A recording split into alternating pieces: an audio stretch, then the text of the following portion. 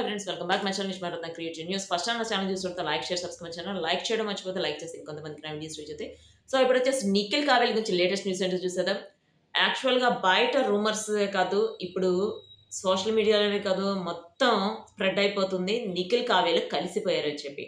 కావ్య ఒక చోట ఫోటోస్ పెట్టింది. అవి ఏఐ అంటున్నారు, కానీ ఏఐ కాదు, ఇది రియల్ ఫోటోస్, చూస్తుంటే అర్థమైపోతుందని చెప్పి మెసేజ్‌లు పెడుతున్నారు. అంటే వాళ్ళిద్దరు వాళ్ళ కెరియర్‌లో సెటిల్ అవ్వడం కోసం వాళ్ళు కలిసిపోయినా కూడా బయటికి రానివ్వట్లేదా అని చెప్పి ఒక న్యూస్ ఒకటి వైరల్ అవుతుంది. మేబీ వాళ్ళు కలిసి మనకు అంతకంటే హ్యాపీ ఉండదు గదా! మేబీ కలిసిపోయి ఉండొచ్చు అని చెప్పి నేను కూడా అనుకుంటున్నా. ఎందుకంటే నేను కూడా ఆ ఫోటోస్ చూసాను. ఆ ఫోటోస్ రియల్ ఫోటోస్ లానే ఉన్నాయి. ఏఐ ఫోటోస్ లాగైతే అనిపించట్లేదు. ప్లస్ ఇప్పుడైతే విడిపోయారో కావ్య, నిఖిల్, కావ్యకొచ్చేసి చాలా మంచి మంచి ఆఫర్‌లొస్తున్నాయి. అది గూడా ఇంతకు ముందు అయితే తనకి హీరోయిన్ ఓరియెంటెడ్ అట్లాంటివి వచ్చేవి కాదు. కొంచెం పెద్దగా అట్లా వచ్చేవి. అంటే సారీ కట్టుకొని అట్లా కొంచెం పెద్దగానే వచ్చేవి.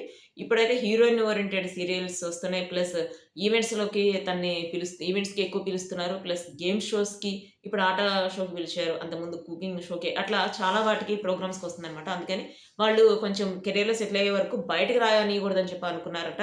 సో చూద్దాం అది నిజమో అబద్ధమో అనేది. నిఖిల్ అయితే ఇప్పుడు ఆల్రెడీ వెబ్ సీరీస్ చేస్తున్నాడు. అదైతే ఇప్పుడు చాలా ఫేమస్ హిట్ అయిపోయింది. అది 'విక్రమ్ ఆన్ డ్యూటీ'.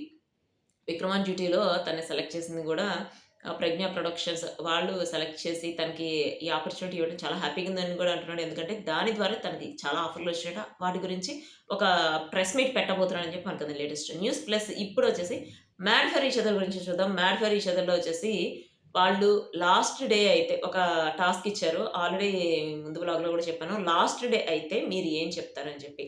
ప్రియాంక శివ అయితే నేను నా ఆయుష్ మొత్తం ప్రియాంకకి ఇమ్మని చెప్పి కోరుకుంటాను.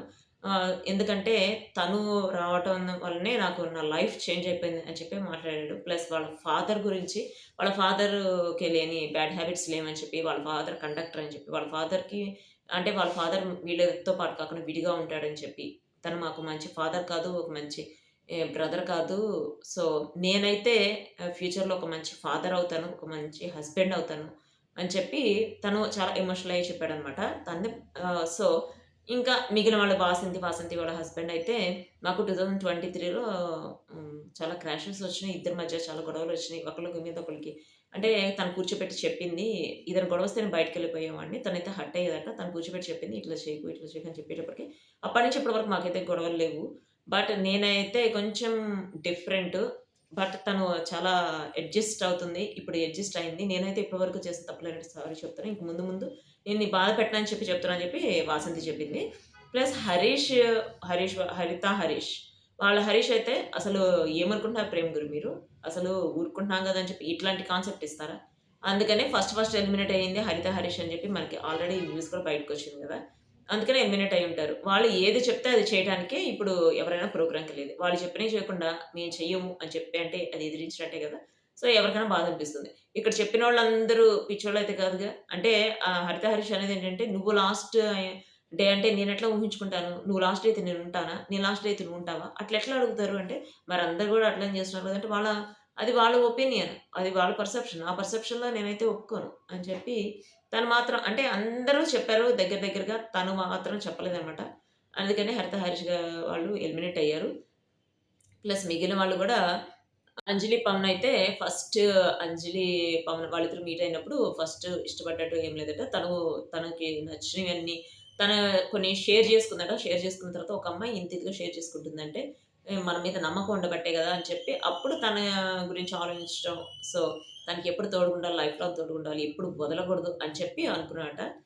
అంజలి, పవన్ వాళ్ళైతే ఆ విధంగా చెప్పారు. నెక్స్ట్ ఆల్రెడీ నటరాజ్ మాస్టర్ వాళ్ళు చెప్పింది నేను ఆల్రెడీ మెన్షన్ చేశాను మీకు. నెక్స్ట్ నూకరాజు వాళ్ళైతే తను అసలు నాకు నా లైఫ్‌లో తను లేకపోతే నేను ఊహించుకోలేను. నా స్ట్రెంత్ తనే, నా వీక్‌నెస్ తనే అని చెప్పి చెప్పింది. ప్లస్ ఆల్రెడీ ఒక చోట శ్రీముఖి అడిగినప్పుడు చెప్పింది. ఒకవేళ అంటే శ్రీముఖి కాదు అడిగింది. నూకరాజు అడిగినట్టున్నాడు. ఒకవేళ మీ ఇంట్లో ఒప్పుకోకపోతే, మీ మదర్ ఒప్పుకోకపోతే ఏం చేసేదానివి అని అడిగితే, మా మదర్ ఒప్పుకోకపోతే మా మదర్‌నే నేను వదులుకోను. ఎందుకంటే మా మదర్ అంటే నాకిష్టం. నిన్ను నేను వదులుకోను.